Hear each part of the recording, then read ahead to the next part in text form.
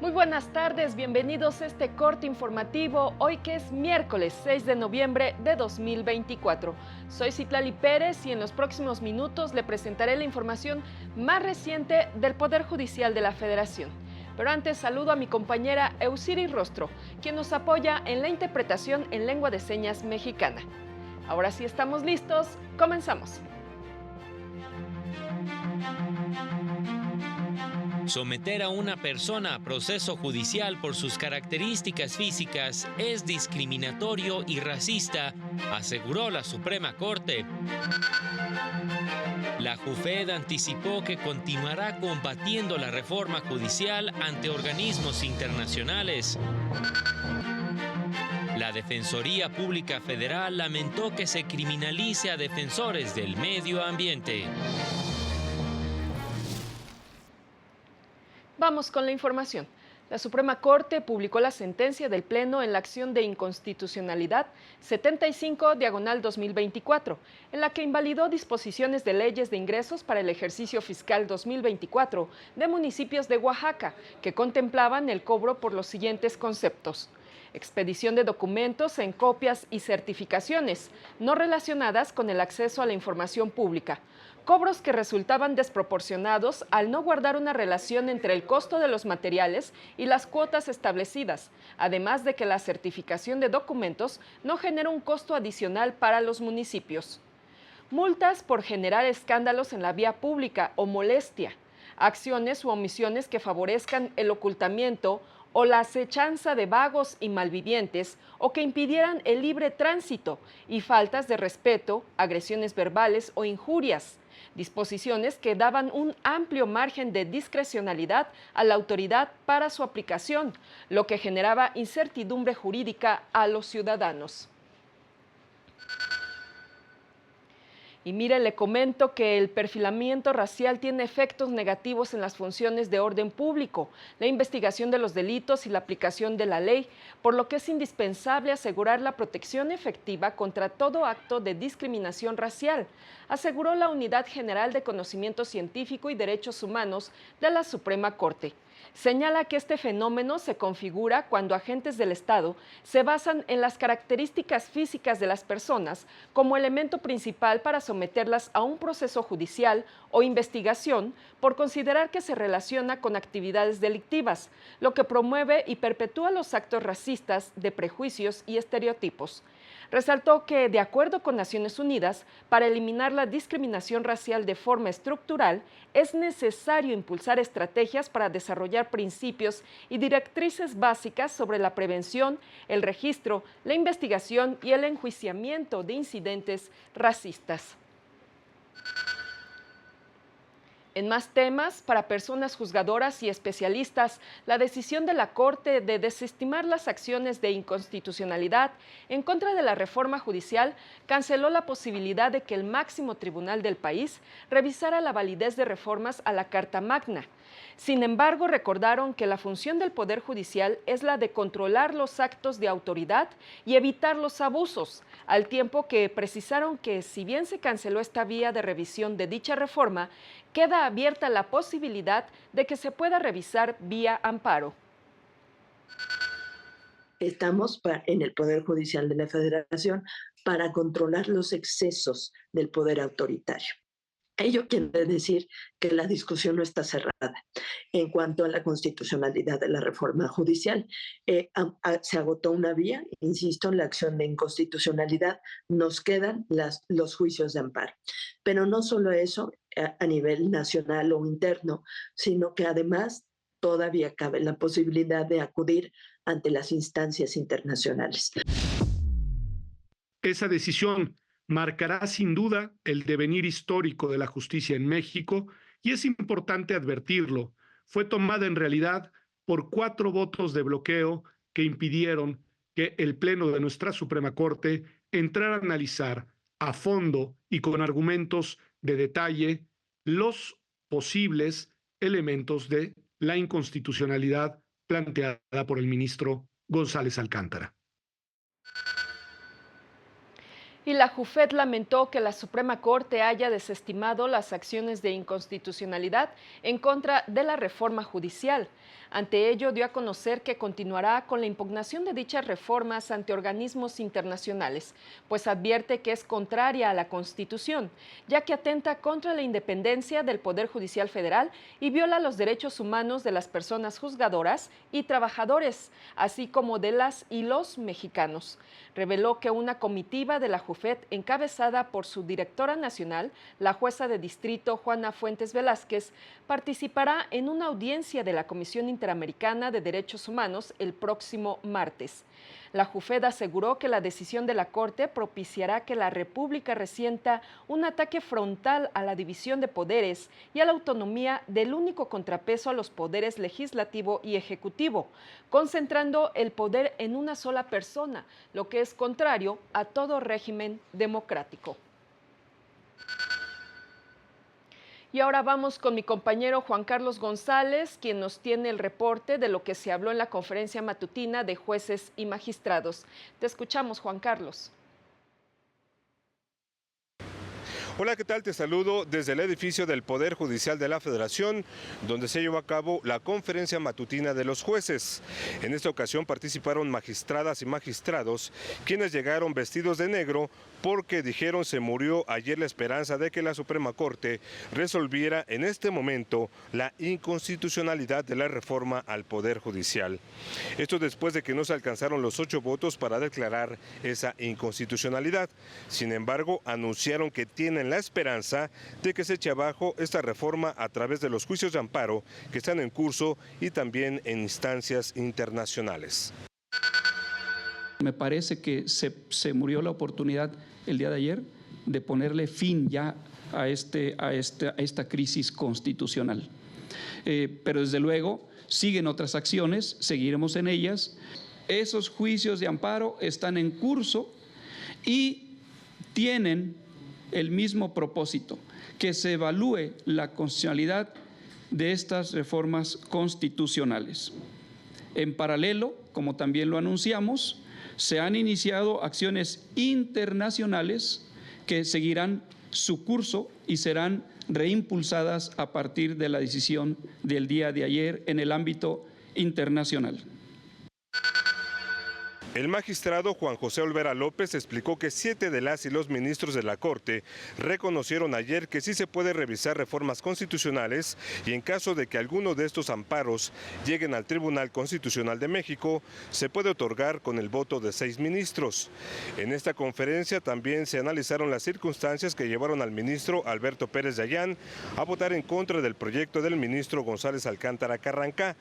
Dijeron desconocer si hubo presiones personales, pero sí resaltaron posibles presiones por parte de la Presidencia de la República, ya que hoy la presidenta Claudia Sheinbaum reconoció que había un plan B en caso de que se declarara la inconstitucionalidad de la reforma al Poder Judicial y que se podría en marcha después de que concluyera el mandato del ministro Luis María Aguilar. Escuchemos. Ya teniendo los 4 votos a favor, entonces se volvería a presentar la reforma en los términos que se encuentra para que ya no pueda someterse a lo que pasó ayer, a una votación sobre su validez. Y lo que comenta el magistrado es que el segundo punto era quitar el haber de retiro a los ministros. Esto es muy grave. Mencionar que se anunció que la conferencia matutina de los jueces se realizará únicamente lunes y viernes o en otro día si es que surge alguna cuestión extraordinaria. Es la información que tenemos. Gracias, Juan Carlos. Muy buenas tardes.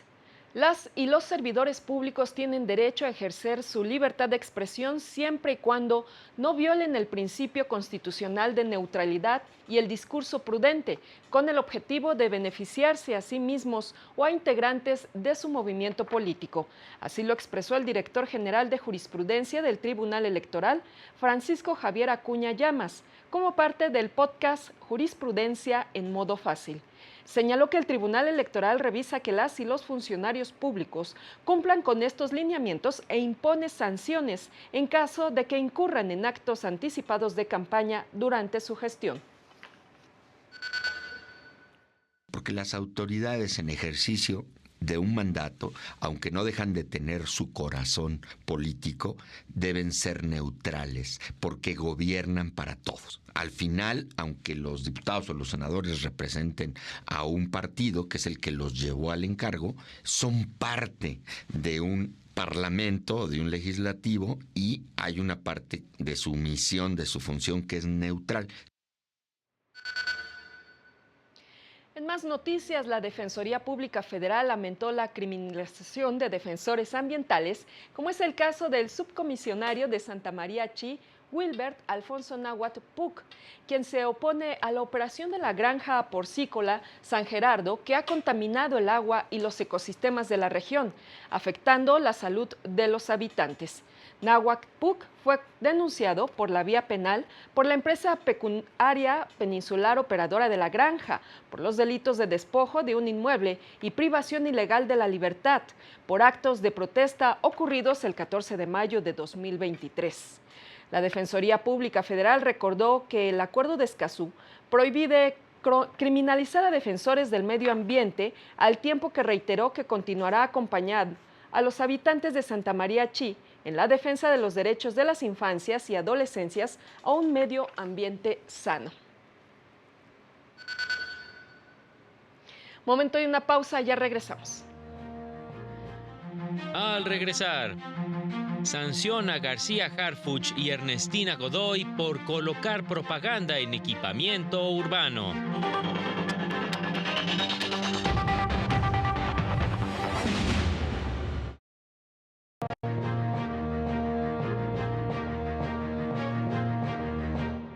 Ya estamos de regreso con más información.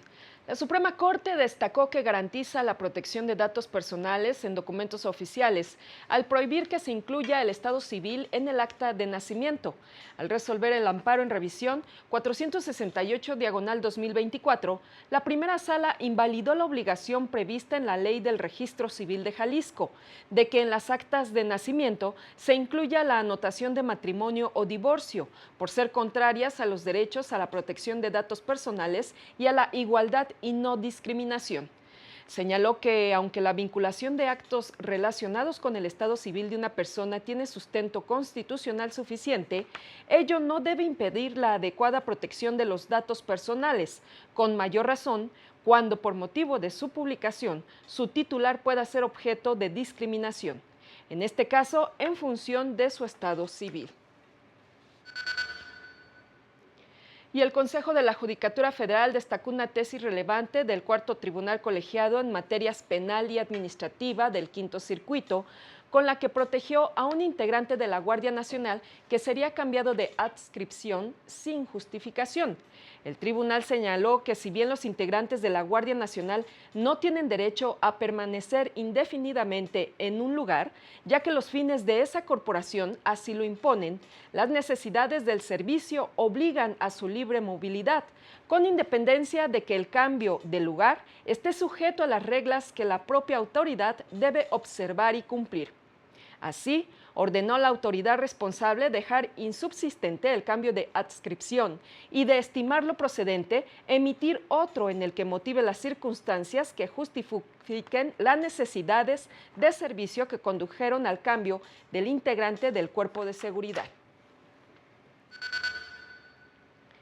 En otras noticias, la Sala Regional Especializada del Tribunal Electoral impuso una amonestación pública a Ernestina Godoy Ramos y a Omar García Harfuch, quienes fueron electos como senadores de la República y ahora se desempeñan como parte del gabinete presidencial, por colocar propaganda electoral en equipamiento urbano y edificios públicos de la Ciudad de México. Además, multó a los partidos políticos que los postularon: Morena, Partido del Trabajo y Partido Verde Ecologista. Para la ponencia es existente la infracción, porque la propaganda tiene carácter electoral y se colocó en diversos postes, puentes vehiculares y peatonales, los cuales son instalaciones que proveen de servicios a la población.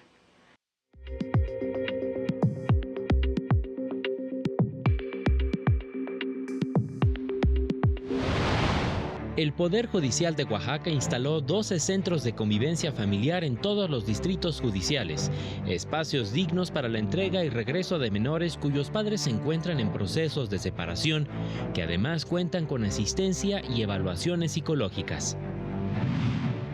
En Puebla se llevará a cabo el primer Congreso de Justicia Terapéutica, en conjunto con la Segunda Jornada Internacional para el Estudio de Solución de Conflictos y una Cultura de la Paz, organizados por el Poder Judicial del Estado los próximos 28 y 29 de noviembre.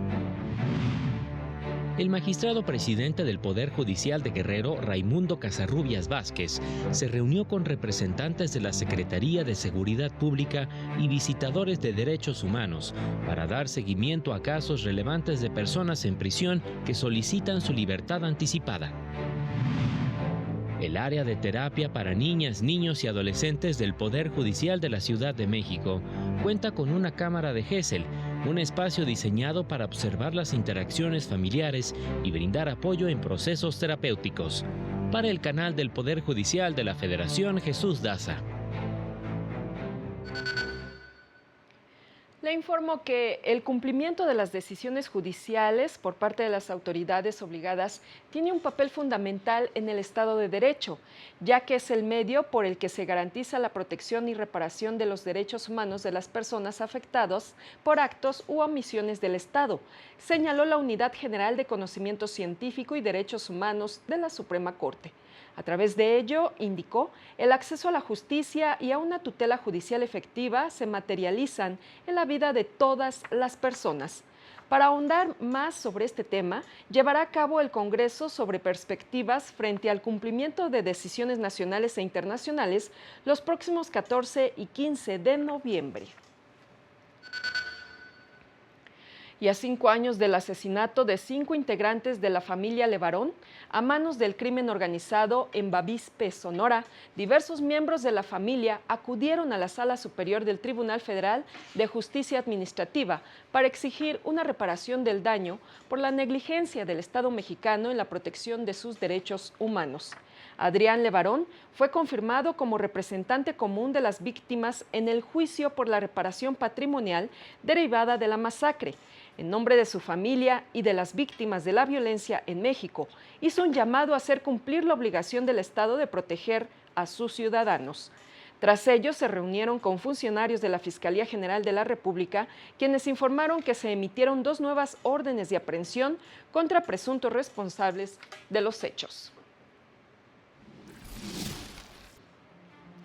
Y de esta forma concluimos esta emisión. Soy Citlali Pérez, lo invito a mantenerse en la señal del canal del Poder Judicial de la Federación. Siga a las 19:30 horas nuestro avance informativo y a las 20:30 el noticiario nocturno. Gracias por su atención, que tenga buen provecho. Hasta pronto.